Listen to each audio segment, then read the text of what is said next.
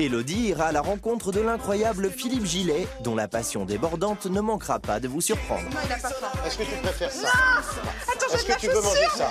C'est maintenant à Couéron qu'Élodie est avec un grand passionné d'animaux, qui vont peut-être vous faire froid dans le dos. Oui, détends-toi, respire. Hey, Comment dire? écoute-moi, si tu ne t'occupes pas d'eux, ils ne s'occupent pas de toi. C'est ça. Bah là, il va pas pouvoir passer. Il va me pousser. Tiens, on va même Ah faire un là truc. là là là! Est-ce que tu veux Non, manger? non, non, non, tu mais veux ça, tu peux Ali? le mettre ailleurs Est-ce que que tu veux sur ça? mes pieds. Regarde. Ali, une petite caille pour Mets-le toi. ailleurs que ici. Tu veux manger? Non, il a pas faim. Est-ce que tu préfères ça? Attends, Est-ce j'ai que de tu la veux manger chaussure. ça? Est-ce que tu veux manger? Non, il n'en veut pas. Philippe Gillet défend la cause des reptiles. Son but est de faire partager ses connaissances avec le public via un travail pédagogique au sein de son association. Et chez lui, on retrouve des animaux insolites tels que Ali et Gator. Enfin, peut-être que je me trompe, mais regardez, ils sont juste là. Qui est Ali, qui est Gator? Alors, Ali est à tes pieds. Ah bah je me suis trompée, c'est ça. Et Ali Gator et est Gator. là. Bon bah je suis ravie de revenir te voir, hein, puisque la dernière fois Écoute, c'était c'est un plaisir Sandrine, de te voir. qui était Est-ce à que tes tu côtés. trouves que mes bébés ont grandi un petit peu? Bah ils n'ont pas changé, hein, Ils ont toujours pas changé. aussi beaux. Hein.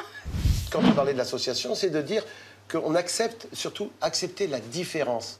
Il y aura Pas de moins problème, hein, Philippe, moi j'accepte bien les différences, mais là c'est quand même des animaux sauvages qui sont Oui. chez toi, et j'en ai un juste au-dessus de mes pieds. C'est des animaux d'abord qui n'étaient pas sauvages, puisque ils sont issus d'un élevage. Ils sont arrivés en groupe.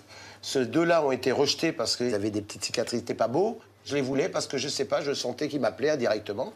Et depuis maintenant presque une dizaine d'années, on vit en symbiose. Il y a le chat, Ouais, qui est juste là, il y a le même le couille. chien, le chat est là, tout le monde vit en symbiose. Il n'y a jamais eu une morsure. Ali, c'est une patte. Il est gentil comme tout, c'est une grosse patte. Gator, lui, il est un peu espiègle quelquefois. Quand on lui donne pas à manger, il court derrière le chat pour dire, tu vois, je vais manger le chat. Alors on dit, bon, bah, attends, on va te donner à manger, on lui donne une petite caille ou un petit truc. puis il Et se il est calme. content, et Ouais. le chat peut venir à côté, il dit plus rien. Mais il nous fait des petits coups comme ça de temps en temps. Tu leur parles comment, tes crocodiles? Oh là là là là là là. C'est de moi que t'as peur ou du crocodile? Bah non, le crocodile. Mais non.